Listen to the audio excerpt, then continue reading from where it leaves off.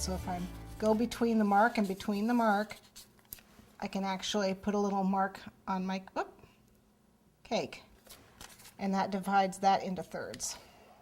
And you want to mark it around, okay? We're going to use that later on. All right, for our scroll border here, we are going to start with a zigzag. So we're using the 14. Let me make sure my tip is ready. Okay. So for these scrolls, you start down here at the bottom, and we're going to build pressure, moving your whole arm, whoops, and then coming out.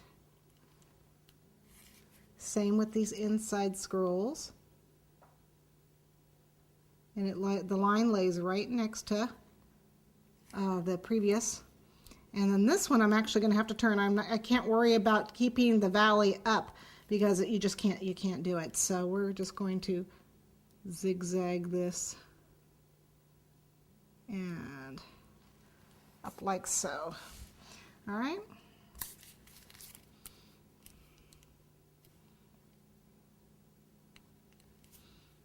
Okay, and we're starting down at the base.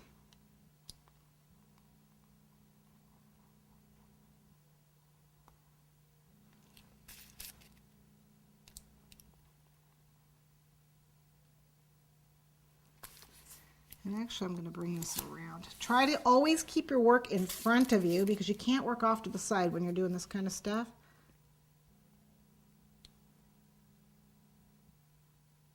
And actually you can bring that around. If you want to do like a C-scroll, you can bring it around. That works. The idea is that it's supposed to flow into itself like handwriting. Okay. There we go. Okay, so this guy would be coming out of that. Lots of pressure.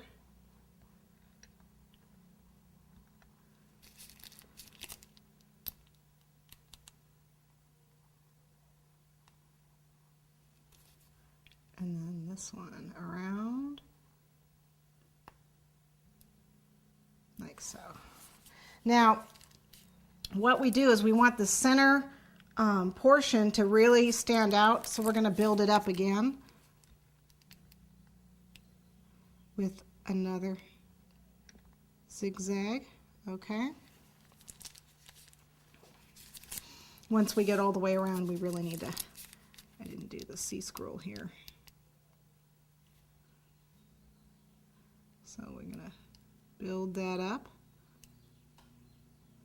Okay. So we really want that center to pop open.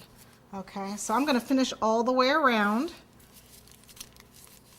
I need more frosting in my bag. Remember, you're going to have to change bags every once in a while because the icing will break down if you're using Royal Icing. So I can only refill my bag a few times and then I have to change bags.